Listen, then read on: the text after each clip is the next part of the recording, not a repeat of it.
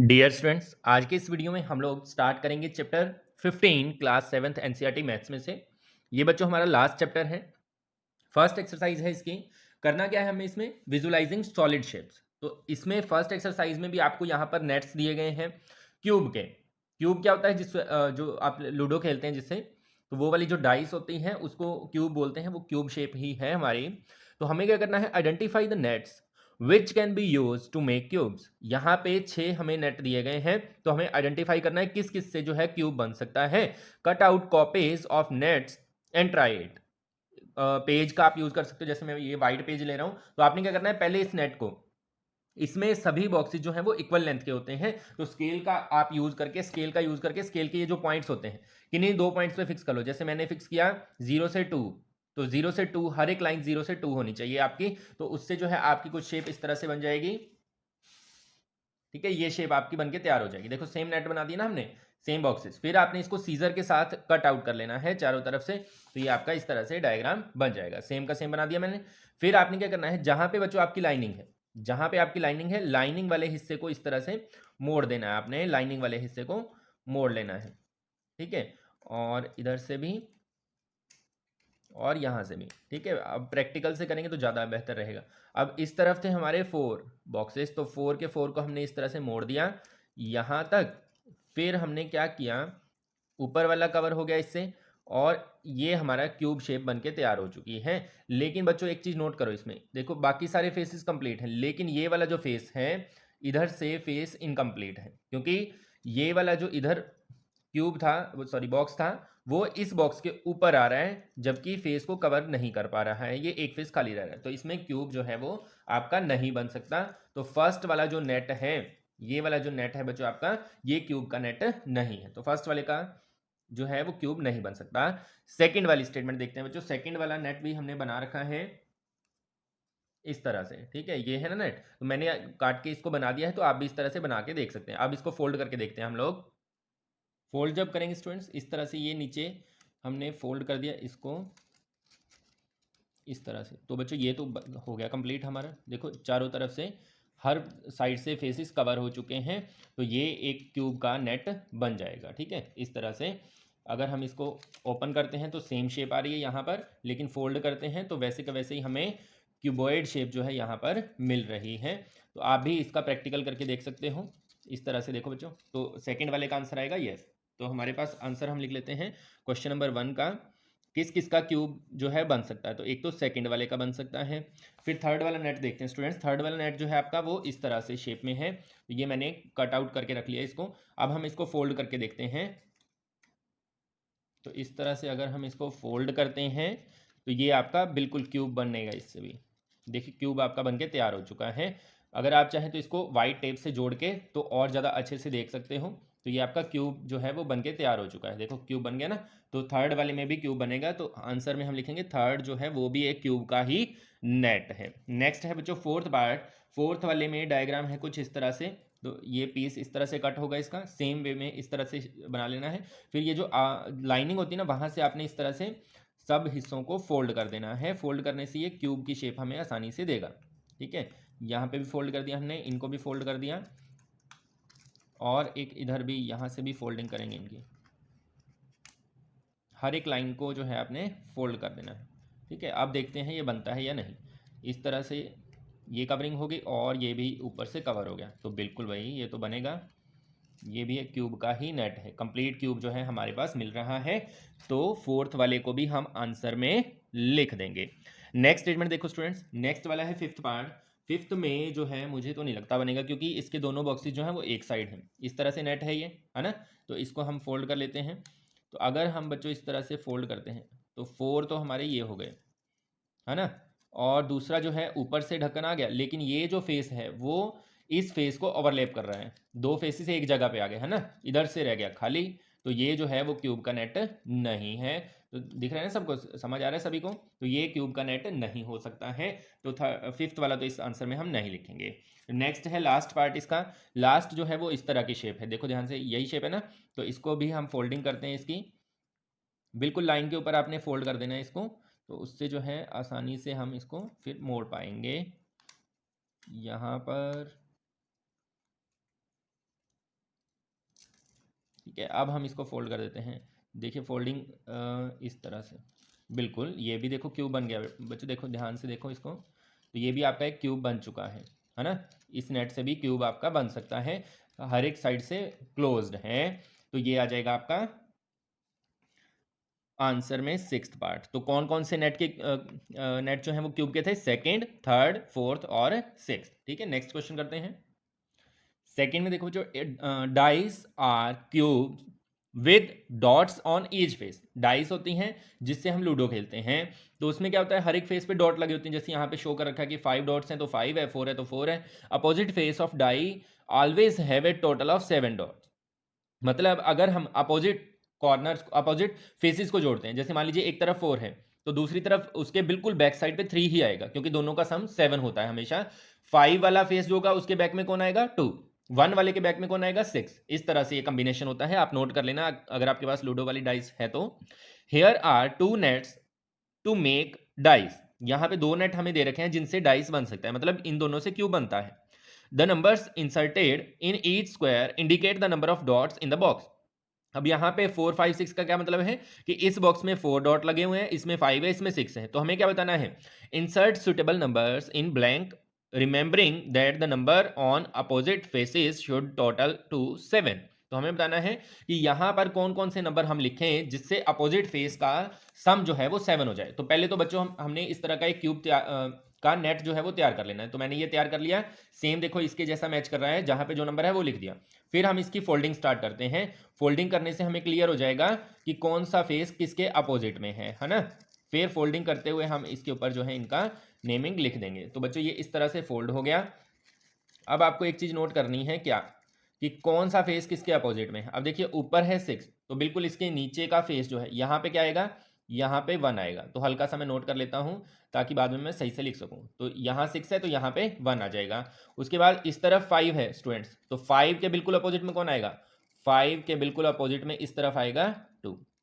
ठीक है, तो ये हल्का सा मैंने नोटिफाई कर लिया, बाद में हम इसको नेट को ओपन करके सही से लिख देंगे। इधर है 4, 4 के बिल्कुल 4 इधर है, इसके अपोजिट में इस तरफ कौन आएगा अपोजिट में, 4 के अपोजिट में 4 + 3 7 होता है, तो यहाँ 3 आ जाएगा। अब हम इसको ओपन कर देते हैं और ओपन करने के बाद यहाँ पे लिख देंगे 1, 3 और 2। इस तरह से बच्चों आपने इसको कंप्लीट करना है और इसको नोटबुक में चिपका के भी रख सकते हो आप, क्योंकि नोटबुक में कैसे करके दिखाएंगे, तो इसको आपने जो है हल्का सा वहां पे चिपका लेना है अपनी नोटबुक के पेज पर। ठीक है, इस तरह से ये सॉल्व हो जाएगा। उसके बाद नेक्स्ट वाला जो नेट है बच्चों, उसको भी मैंने प्रिपेयर कर लिया है पेज से, तो आप लोग भी इसी तरह से प्रिपेयर करें इसको। तो उसके बाद इसकी हम करते हैं फोल्डिंग, क्योंकि फोल्डिंग से ही बच्चों क्लियर होएगा ना हमें कि कहाँ पे कौन सा नंबर आएगा। तो हर एक पार्ट को, हर एक लाइन को आपने फोल्डिंग देनी है इस तरह से। ठीक है, ये फोल्डिंग हो जाएगी। अब हम जो हैं इस तरह से इसको फोल्ड करते हैं ऑल माय डियर स्टूडेंट्स। तो ये हो गई हमारी फाइनल फोल्डिंग।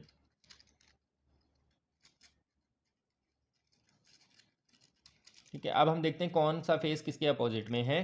देखिए यहाँ पर इस तरफ 2 है ना, इस तरफ 2 है, तो 2 के बिल्कुल बैक साइड में कौन आएगा, 5। 2 के बिल्कुल बैक साइड में आएगा 5। ठीक है, उसके बाद इस तरफ है 3, 3 के बिल्कुल बैक साइड में आएगा, 3 के बैक साइड में कौन आएगा, 4। ठीक है, हल्का हल्का मैंने नोट कर लिया 4। और जो 2 है, 2 के बैक में 5 लिख दिया। 1 कहाँ पे है, 1 है बच्चों यहाँ पे, तो 1 के बिल्कुल बैक साइड में आएगा 6। अब हम इस नेट को ओपन कर देते हैं और अपने जो नंबर हमने लिए हैं हल्के हल्के इसको डार्क कर देंगे। 5 आएगा यहाँ पे आएगा 6 और यहाँ पे आएगा 4। तो ये आपका आंसर है फाइनल। ठीक है, नेक्स्ट करते हैं। थर्ड में है, can this be a net for a die.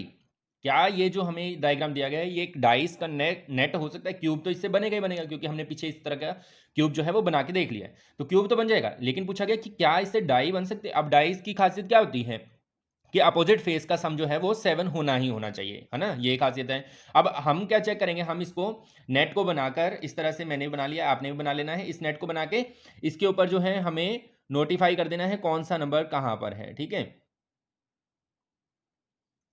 इस तरह से मैंने भी नेट बना लिया, आपने भी बना लेना है। और देखो यहाँ पे है 1 2 3 4 5 6, तो हम इसको फोल्ड करके देखेंगे। एक्सप्लेन योर आंसर, फिर आपको एक्सप्लेन ही भी करना है आंसर को, तो आंसर को भी एक्सप्लेन करेंगे। तो पहले तो फोल्डिंग करते हैं इसकी, तो मैंने इसको फोल्ड कर दिया स्टूडेंट्स इस तरह से। अब हम चेक करेंगे 1 के पीछे अपोजिट में क्या होना चाहिए 6, तब भी सम जो है क्या बनेगा 7, लेकिन यहाँ पे देखो 1 के अपोजिट में कौन है 4, है ना। तो यहाँ पे हम आंसर जब लिखेंगे ना स्टूडेंट्स इसका, तो आंसर जब हम लिखेंगे थर्ड क्वेश्चन का, तो इसमें क्या लिखेंगे, opposite face of 1 is 4, so 1 plus 4 is not equal to 7, है ना। तो ये रीजन हम देंगे यहां पर, क्योंकि देखो इसमें जो है, इसमें ऐसे तो हमें पता चलेगा नहीं कि कौन सा किसके अपोजिट में है, तो हमें इसको फोल्ड करके देखना पड़ेगा। फोल्ड करके देखा हमने 1 के बिल्कुल अपोजिट में 4 आ रहा है, तो इसका मतलब इनका सम तो 7 नहीं है ना। तो एक तो रीजन ये हो गया। और भी आप चेक कर सकते हो, जैसे 2 है तो 2 के बिल्कुल अपोजिट में 5 था, यहां ठीक था, लेकिन 3 के अपोजिट में कौन आ गया 6, 3 और 6 तो 9 हो जाता है। तो यहां पे भी आप लिख सकते हो and opposite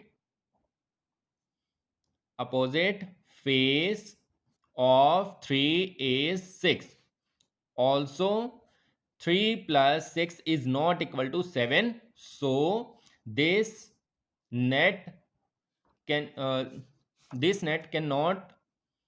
cannot be used to make a die, इसलिए इसका डाई बनाने में यूज नहीं कर सकते हैं। नेक्स्ट फोर्थ में है here is an incomplete net for making a cube. यहाँ पे एक नेट दे रखा है हमें जिसके अंदर 3 बॉक्सेस हमें गिवन है, तो ये इनकम्प्लीट है, इससे तो क्यूब बनेगा नहीं।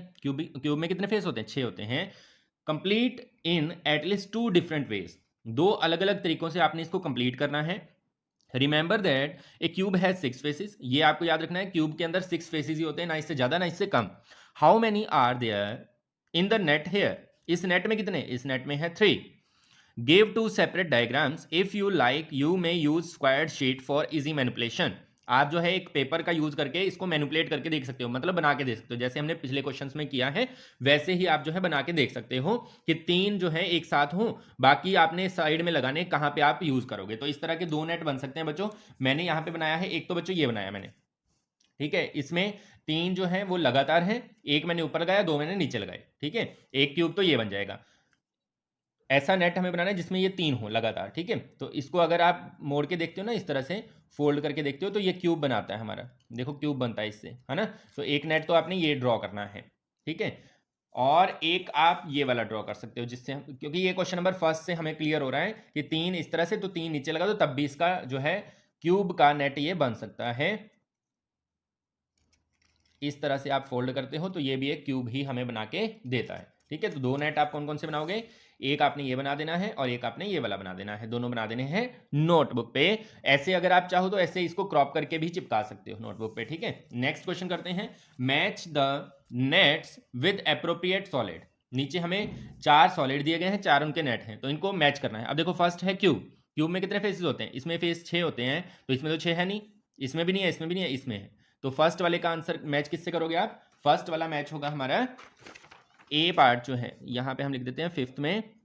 और कॉपी में अगर आप डायग्राम ड्रॉ करके बनाते हो, मैच करके दिखाते हो, तो और ज़्यादा बेटर रहेगा, इससे आपकी ड्राइंग और ज़्यादा क्लियर होगी। तो ए वाले का मैच कौन सा हो गया, सेकेंड, ठीक है।